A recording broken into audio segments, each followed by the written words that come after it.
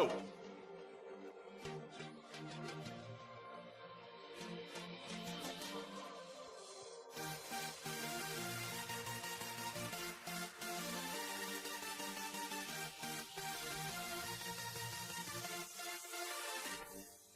Alright, welcome everyone to the S.O.A.P. My name is Daniel. Today we're doing an episode on collecting consoles, all the retro consoles that you've seen in your past. We're going to be talking about them. Today, instead of the usual cast, I have a friend of mine, Greg from Port Macquarie. We're actually we're actually recording from his house.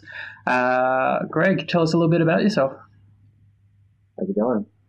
Yeah, good. It's not awkward at all. Well, I guess firstly, how long have you been collecting consoles? Only about 2 years or so. I've had a couple. I've got a couple from when I was a kid, not my originals, but only for the last 2 years or so I've been actively seeking retro consoles.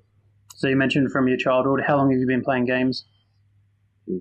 Probably almost 30 years, most of my life. Do you remember what your first was, or?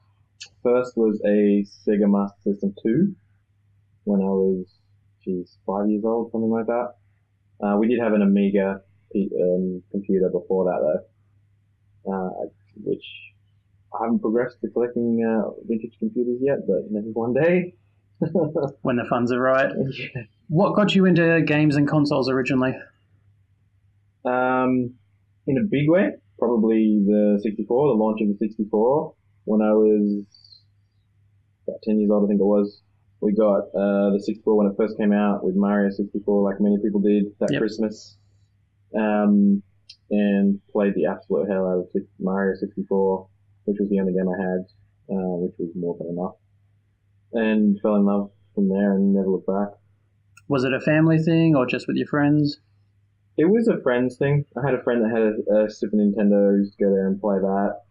We had a PC, like a 486 at home, and I had a few games on that, but never was really that interested until the 64. Do you know if your parents played games at all? Not really. I mean, strangely enough, I play games with my mum. We used to play Mario Kart on 64, and we still play games sometimes now. I've got a lot of nieces and nephews now. We play games with them, which is a lot of fun. But yeah, Dad never really played games at all this month. Yep. And so obviously we're talking about collecting consoles. So what kind of things do you collect with consoles? At the moment, I'm trying to stick to just, I suppose, what you call the TV consoles. Things from Nintendo, things from Sega, things from Sony and Microsoft. If I go beyond that, I'll go broke. Yep. And is it just like one of each type of console, or do you go for collector's editions, or? I try and get the very first release of whatever thing, whatever generation to begin with. And then, if I see like a slim edition or like a revised edition of that generation for a decent price, I'll pick it up. But in order to not go broke, as I said before, I try and just get the first thing of every generation, unless that first thing is very hard to find, or very, very expensive, which can be the case depending on the device. You've mentioned money a couple of times. What kind of price range are we talking about for the average? They seem to cost about $100, $150 for most things, unless it's something that's very hard to get. I've got a Nintendo Virtual Boy. Those are very, I think they sold less than 1 million when they came out. They're a massive failure. Those are hard to track down. When you do track them down, if they're in good condition, you can pay $400 or $500. I got one for about $250. It's in reasonable condition. It's in display condition, I would say, but not in functional condition. It does work, but it has a broken stand and a few other bits and pieces. But saving $200-$300 on the price was fine for me, just so I can have one. Maybe sometime down the track, I'll track down like a really high quality one. But at the moment, most of my consoles are in working condition. They are decent cosmetic condition, most of them, and that's where I'm drawing the line. If you go down the track of collecting a perfect cosmetic condition, working condition consoles, you can pay thousands of dollars, especially for the obscure ones. And that's something that I'm not that interested in. I'm happy with what I've got. Is there a maximum budget you would spend per console? That probably depends on the console. Yep. If it's a fairly common one, like an NES or a Super NES or something like that, $100, $150 is maximum. Is probably what I think that's roughly what I pay for those. If it's something really rare, like the Virtual Boy, like the first generation Famicom, I'll pay more, and that depends literally on the device. It could be anything from $200, $300, $400, $500, depending on how keen I am, I suppose. Yep. Do you count the new remakes of consoles like the mini NES, the mini SNES, all that kind of stuff as collectibles? Or yeah, I have both. I have the mini NES and the mini SNES just because they're kind of cool. Yep. They're obviously not the same as collecting the originals. They don't have the same value in terms of the history, but they're cool. Yep. I think they're really cool. It's good that it's getting a lot of people back into retro stuff. That's another reason why prices are starting to go up on a lot of stuff. If you were a collector 10 years ago, you could probably have picked up a lot of this stuff a lot cheaper. Yeah. And when we were kids, you could get a lot of it in garage sales for a couple bucks. Exactly. So it's coming back into fashion and that. Yeah. Once you've got them, what are you doing with them? Are they just for display? Do you use them? I started out just by displaying them, but then I decided I wanted to actually be able to use them. I wanted to be able to use all of them, one at a time, obviously. Yep. So I started investing in video switches, which are not that expensive, though, $30, $40. And the biggest challenge is cable management, which I haven't really mastered yet. But I've got it to the point where they're all displayed. They all have their cables plugged into some form of switch, whether it's RCA for the older stuff or HDMI for the newer stuff, like a PlayStation 3 or whatever. And then that all feeds into my TV. So the goal is for any one of them to be able to be switched on from a power board with an individual switch, so they're not all on all the time. And then, switch it to the video switcher to the appropriate channel, and then be able to test it and use it if I so choose. In practice, I use a RetroPie for 99% of my retro gaming. It's just way more practical. Yep. But I like to know that they work. I guess one of the things, having used the tiniest amount of the RetroPie, is that it's a very touchy kind of system, and getting everything to work perfectly, not so easy. I guess one of the advantages of having the actual consoles is that things will always work perfectly, assuming you've got a good I condition. would disagree with that. I would say that they don't always work perfectly because the old consoles have all sorts of other issues. Sometimes the cartridges don't load. The old trope of blowing into them does work for some of them. Some of them are CD based, and sometimes the lasers wear out in them. You have to get a replacement laser, which can be hard to source. Some of the really old consoles don't have RCA. They have an aerial, like an analog aerial out, which is a real challenge to get to work on a modern television. Yep. So you either need to source a CRT TV with an analog TV tuner or get some sort of adapter for that. The RetroPie, once it's configured, is so easy to use. But I do agree, it requires a little bit of technical know-how to get it set up. So if you have a friend that knows how to do it, just get them to do it for you and then show you 5-10 minutes of how it works. Yep. And you'll be fine. It's definitely the most practical way to play the games themselves, I would say. But I'm less interested in the games and collecting games themselves, more about collecting the hardware. Yep, makes sense. So obviously you've got quite a lot. When you're showing someone all your consoles and all that, where do you start? How do you start describing your collection? I like to go by generation, I suppose. So mine are organized by, I don't really collect the pre-video game crash stuff. So Atari and ColecoVision and television, that older stuff. So the video game crash, can you just explain that for the audience, for those who might not know what that was? Sure. So it happened before both of us were born, but from what I understand, there were too many people making too many consoles, and consumers lost interest, and the value of the market massively reduced between 1983 to 1985, something ridiculous. I believe so, yes. What were those stats again? Just looking here at the stats. So from 1983 to 85 is when this happened. Revenues peaked at $3.2 billion in 1983, and then they fell to around $100 million by 1985. So that's a drop of almost 97%. Right. So a lot of companies jumped ship, which I think you can't really blame them. Yep. And that was before I was born anyway, before you were born. so I care less about that. I start at Nintendo, the very first Nintendo console, Yep. and I go from there. Yep. So I have the first Nintendo, the first Sega, and they were sort of the start. They started the new video game generation. Yep. And then I go from there. I go from there to Super Nintendo and Mega Drive or Genesis to the Americans. But then the next generation, 64, Saturn, and the very first PlayStation, which was a big deal for me personally. What was special about that?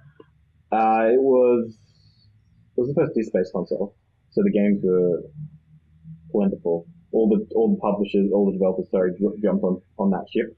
Yep. Because cartridges with the 64 were too expensive. So anyone or a lot more people were able to make games. So the game library was massive and way more accessible for me. That was also the age of rent. So I was renting PlayStation games weekly. So I was always trying new games. We couldn't really afford to be buying games constantly when I was a kid. And I think most people were in that boat because they're $100 a piece. Now, I believe that also had the mod chips, was it for?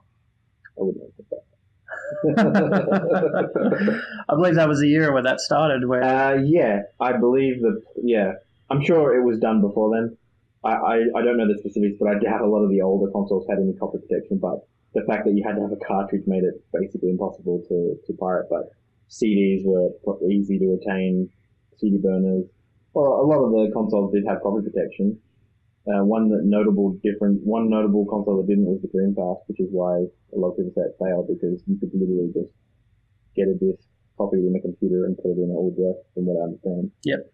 Haven't tried that myself because I'm not a big Dreamcast guy, but yeah, the PlayStation 1 mod chip was a thing, PlayStation 2 mod chips, Xbox, all those CD-based consoles, people started to pirate for them. Yep. And then, I guess that's the important thing. Like Sony really changed the industry, and that's where it started there. Sony at the moment, obviously holding quite a lot of the market. Yeah. And that's the moment that it began. Yeah, I agree with that.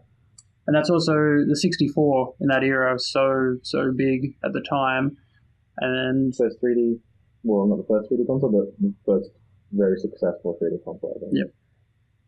So that kind of time period is the one that really shaped where the future went. That's where we changed. That was when like I said at the start, like that was the generation that made me fall in love with console gaming specifically. When I got my first 3D console, and then I got the PlayStation later on, PlayStation 2 after that. Sadly, I skipped GameCube, which I think a lot of people did. I remember being very excited for it. I think it was called Project Dolphin or something like that. I believe that's right. And I just remember having 64. I only had like 4 or 5 games because we couldn't afford much of that. Yeah. 64 being so big at that time, and just waiting for the Dolphin, just hearing all the articles, reading magazines.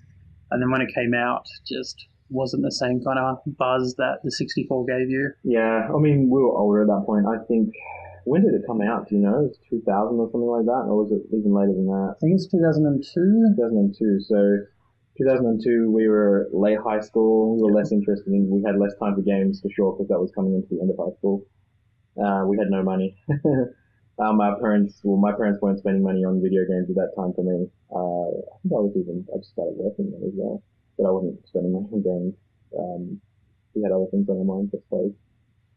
That generation, though, a lot of other things are happening. The GameCube is where Nintendo started dropping off, but on the flip side, PlayStation still building stronger. The PS2, best-selling console of all time, best-selling DVD player. Yeah, why a lot of people bought it, but that's still valid. Like, that's a very smart marketing thing for PlayStation to have done, for Sony to have done. And in that era, we've got the Xbox as well that joined. Microsoft, obviously being PC-based, and that seeing the success of Sony, Nintendo, jumped on board. They're now still one of the major players. The Xbox X at the moment being the most powerful console around. Mm. Yeah, and that's the moment that they switched from PCs over to Xbox. Yeah, and it's good that they did. I mean, that was also the death of Sega. Generation. So you got the Dreamcast, as I said before, died because of piracy, basically, which is sad. Wasn't a lot of people love that console. I don't really have much experience with it personally. It looks good on my shelf, but that's basically all I know about it. But yeah, death of Sega, start of Microsoft, and then that's the generation where all four of the big players were together, and then after that we lost Sega, and we've got Nintendo, Sony, and Microsoft, which is what we have today. Yeah, and then once again, just the next generation, another big change with the Wii. Yeah, it's a weird one. And if you look at this at the sales stats, that thing, I mean, trending downwards from the NES down in terms of sales, SNES, Nintendo 64, all of those sold less as the generations went on. GameCube even lower, but then when the Wii came out, it's something ridiculous. It's over 100 million units on that thing. I think what Nintendo did there was they realized that they weren't hitting the same market that Sony and Microsoft had then crept into and went a completely different way with the motion-controlled stuff. I think they lucked it out, to be honest. I think they didn't. Nobody expected that to happen. The casual market is where that happened. That's what's happening with the Switch right now, which is pretty exciting. Yep. It's captured people who don't care, people who skipped the Wii U, which was, we can talk about it later, but that's its own problem. People who skipped buying a PlayStation 4 or a current generation console, and now they're buying something to replace their Wii, which they've had since 2006, which is exciting for me as a Nintendo fan. I guess that's another question to ask. Current generation, are they collector's items themselves, or do we have to wait until the end of generation for them to be what you would call a collector's item? Honestly, I'm not sure because I'm still trying to figure out what I want to do with that personally. Yep. I'm trying to keep one of every. It's expensive because they're new, Yep. But I'm trying to keep an original PlayStation 4, a Slim, a Pro, an Xbox One original, an S, and an X. Yep. Just because I don't know what's going to happen. Like, is it going to be hard to get those? Probably not because they've sold so many units. Yep. But because I use them actively as my primary consoles anyway, it's not a big deal. And I like upgrading when the new ones come out. Obviously I like game hardware, as Yep. as we've just been discussing, and it makes sense to me to collect them as they come out, so I don't have to go and hunt for them later. But I understand that's an expensive thing to do, and maybe not everyone is able to do that.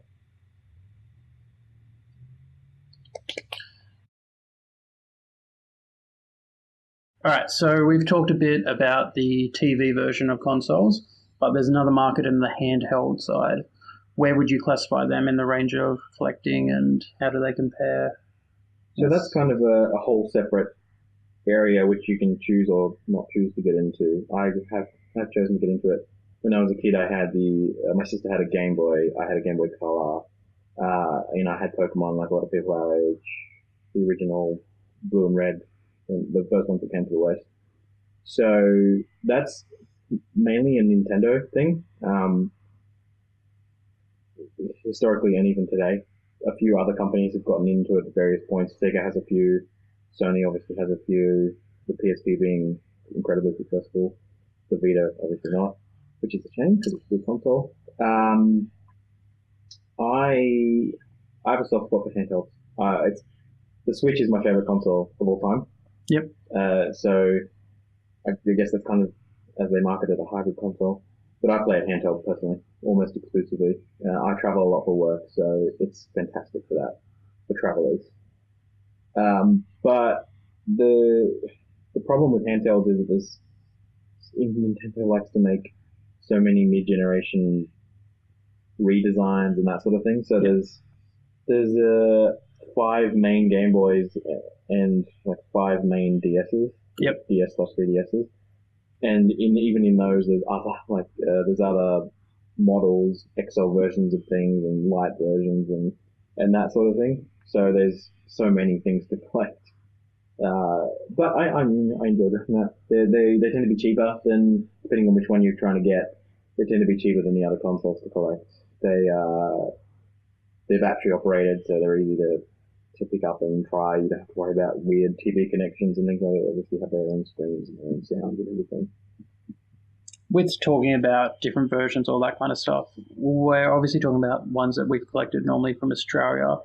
Does international versions come into play at any point? I've started to dip my foot into that. It's obviously a bit harder because there's a lot of things that just never make it here. And the things that do make it here from overseas, they cost a lot. I've got a Sega Nomad, which is a very, I suppose, a rare handheld version of a Genesis, right, which is Mega Drive here. that plays full-size Mega Drive cartridges, or Genesis cartridges rather. That costs a fair bit of money because it's just, they never sold it here. They barely sold it in the US. It's very rare. But I mean, I'm starting to look into different Japanese mainly things because that's where that's where most of the retro stuff comes from originally, because Sega, Nintendo, Sony, all Japanese companies. Probably the thing that I like prize the most in my collection is actually Japanese. It's an original Famicom, and I've also got a Famicom disk system add-on for it. Yep.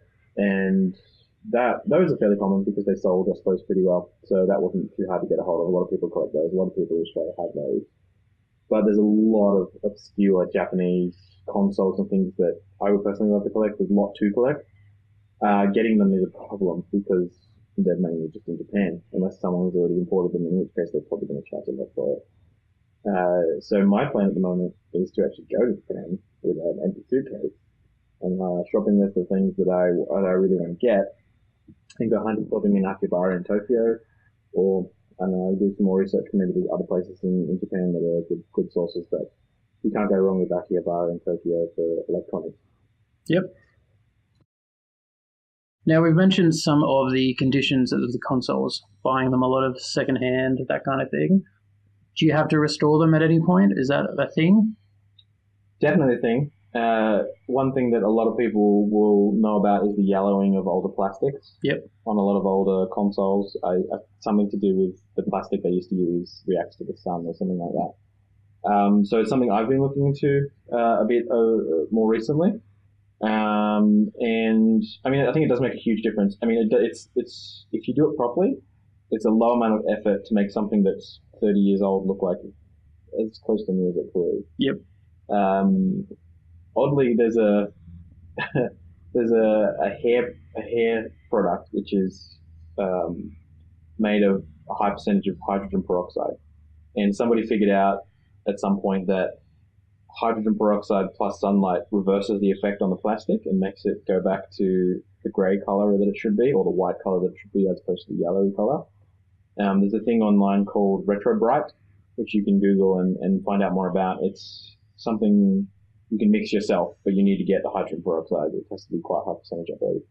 And it's a process by which you apply that to the plastic. You want to be careful, so you want to take everything apart and just have the plastic, none of the electronics, obviously. Yep. And you want to expose it to a blue light, so it's an even amount of UV light being applied to whatever surface area you've applied this Retro Bright solution to. And yeah, from what I understand, it turns it back to the original color. There's also other plastic cleaning things you can buy that will just get rid of the browning and the dirt and grime that these things collect over decades of sitting in closets and things like that. And the same applies for the game cartridges themselves. CDs obviously irrelevant, but game cartridges themselves, you can apply the same solutions, Retro Bright and plastic cleaners and things like that. Yep. The other thing is repairing. So I've started buying broken consoles and broken controllers and broken things to extract parts out of them to then put into things that are maybe they're just missing one or two things might be broken on them or something like that. Or one thing I did more recently was I have a original Xbox Duke controller, the giant one, that's basically a joke at this point because it's so large. I had one that the casing was cracked, right? So I bought two controllers off eBay, $10.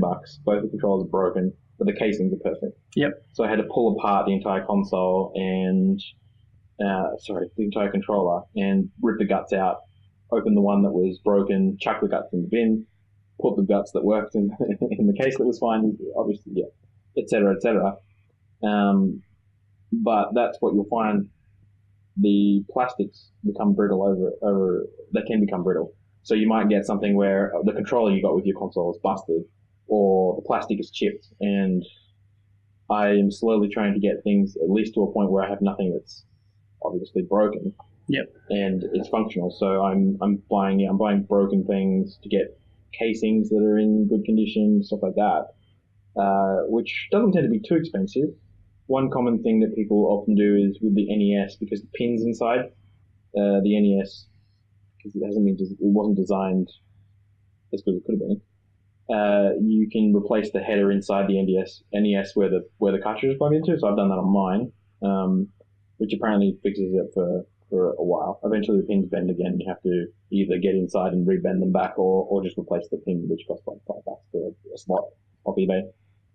But yeah, it's definitely something that is part of collecting. You don't have to do it if you don't want to, I suppose, but it's not that hard once you research it and figure out how to do it all. Are there guides online like YouTube, that kind of thing? If you Google RetroBrite, that's definitely a good place to start.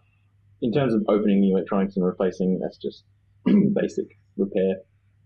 If you have no experience repairing electronics, a good place to start, I suppose, is with broken old consoles, because they shouldn't be too expensive. But it's not for everyone. You need to know. I mean, it's not hard to use a screwdriver, right? How hard is it to use a screwdriver? Buy a screwdriver pack for $10 and teach yourself. Yeah, and these days YouTube has so many guides and step by steps. So. If I wasn't sure how to open an SNES cartridge, because I have one that I wanted to test the RetroBrite on, and I started trying to do it myself and nearly ripped it to pieces. Then I just searched YouTube, found a video on how to do it, and really? That's how it works. No worries. And then I just was able to set the part pretty easily. Yep. Perfect. So we've talked about consoles, handhelds, international versus local. What about the games forum? How does that factor into all of this? I'm more of a hardware person, but there are plenty of people that have massive retro game collections. I find them a lot more tricky to collect because depending on you can get an old rubbish game that no one cares about for any system. I've got a Famicom Disk System game, the only one that I've got, which is some Japanese game that I don't even know what it is. Basically, I just got it because I wanted at least one game for that console, or for that add-on. But the really prized ones, they cost hundreds and hundreds of dollars. So it's mainly just a money thing for me personally. If you've got infinite money, I guess you can collect as many games as you want. But obviously, there's hundreds and hundreds and thousands of games for all of the consoles, some more than others. And the rarer they are, the more sought after they are, the more they cost. There's also a question of condition. Games tend to be the things that people handled the most over the years, so they tend to be mostly in poor condition, unless it's something someone's kept in perfect nick, in which case it's going to be very expensive, like an original Zelda for the NES cartridge in really good condition, with a box, with a manual, all of those bits and pieces, is going to cost you a lot of money. That's what you want to get into collecting. I make sure I have at least 3 or 4 games per console, just so I have something mainly for testing. And if I can, I'll try and collect things that mean something to me, like because I had a Nintendo 64, I'm lucky enough to have Ocarina of Time, Mario 64, Mario Kart 64, stuff that you would want in your collection. And I started collecting games for Super Nintendo, Mario World, Mario Kart, things like that. But I stopped myself there because I started looking at the prices of these things, and the good games for the various of the older the consoles they are in decent condition is just going to run you off a huge bill. So I guess if you're going to get into collecting, you need to think about how much you want to spend on this stuff. And the other thing is games take up a lot of space. Consoles, they take up a finite amount of space, right? But every time the more games you get, the more space they'll fill up. And I have limited space. Makes sense. So where do I find all of this? How do I buy retro consoles, retro games, that kind of stuff? I use eBay as my pretty much exclusive source, which is it works for me. You can get lucky. You can, as with anything on eBay, you can get lucky and pay not much for something that you're after. It's harder to do things like Gumtree or Facebook are other things people might use, but obviously that's very local. So if you live in a city like Sydney or Melbourne, you're probably going to find a lot of stuff. I don't, so I don't really. I picked up a Atari 2600 Junior locally the other day for a decent price. So I keep an eye on the Facebook group for this town and the surrounding area, which is a good thing to do for wherever you live. Keep an eye on that. Same with Gumtree, it's basically the same thing. Just keep an eye on those and set up automatic searches for different things that you're after, so that it automatically notifies you. Yep. eBay as well. But yeah, primarily eBay, because obviously I can get whatever I want from anywhere in the world, as long as someone's willing to ship it. That's where you got to be careful about how much you want to pay. So find the thing you want, decide how much you want to pay for it, and just try and be disciplined. Don't go over that amount of money, because there's a lot of people out there collecting this stuff now, and some of them seem to have infinite money, and they just keep throwing them and at the rarer stuff. I think I spent a year trying to get a virtual boy, but I set myself as a pretty low. I think I set myself at about a $300 maximum price that I was willing to pay, and most couldn't start above that. Yep. But yeah, eBay is definitely the way to go. What about brick and mortar? Are there stores around that will sell some games or that kind of thing? There are a few. There's one on the Central Coast, but you'll find their range is limited. The people there don't really know what they're selling. It's the same with probably cash converters, stuff like that. Most of those have been mined clean nowadays. When we were kids, cash converters was a good place to get retro consoles. But all you find there nowadays is probably PlayStation 3 and above generation. You might find a couple of PlayStation 1 stuff. You won't really find anything retro there anymore, because they've all been picked clean. Perfect. Well, I guess we start wrapping it up around about this mark. I guess to sum it up, what do you enjoy about collecting consoles? It's purely nostalgia for me. Growing up, the 64 and the PlayStation and the Game Boy were my happy things, I suppose. So it's purely nostalgia. And now that I have a bit more money and time to research this stuff, I can start filling in the gaps in my own gaming history, because I only really had a very few consoles based on compared to what actually came out, and I missed a lot. And I had some periods in my life where I didn't have time to play games, or I didn't have money to buy things. So it's about nostalgia and filling in gaps in my personal gaming history. And I just like hardware. I even computer hardware. Like I'm a techie. I work in IT. I like hardware. It's cool to see the history and the progression of gaming hardware over the last 30 years for me, because that's roughly how old I am. But even beyond that, it's interesting to me to see the progression. Definitely. So, what's your favorite console and game to own? My favorite console is the Switch, which is, I know that's not a retro console, but it's my favorite console to use day to day. Yep. I suppose I think I mentioned it before, but my most prized thing that I own in my collection is my Generation 1 Famicom and Famicom disk system. And I even have a Famicom modem, which is an obscure piece of hardware that only ever had a couple of cartridges, and it was used in Japan for betting on horses, which is a very strange thing. I didn't pay much for it, but I think that's definitely, because Nintendo's my favorite company, Switch is my favorite console. The first TV console, Nintendo branded TV console that they released, is definitely my most prized possession. But also the Virtual Boy, because it's probably the rarest thing I've got, but also Nintendo. And what about game? What's your favorite game that you own? Probably Mario 64 on Nintendo 64, just for its personal value to me. I mean, that was the peak of everyone playing, and everyone talked about it. It's debatable, but me personally, for a game that changed a lot of things for me, Mario 64 on Nintendo 64. Perfect. And just finally, what are some tips for audience members if they want to start up a collection? What are some brief tips to get them going? Set yourself a limit in terms of what you want to collect. The hardware, specific hardware or games or whatever it is, and a budget. That's the one thing I'm doing now is making sure I don't buy any more than one console per pay cycle. Because there was a period there where I got a bit carried away and I was buying three or four different things per month, and it got very egregiously expensive.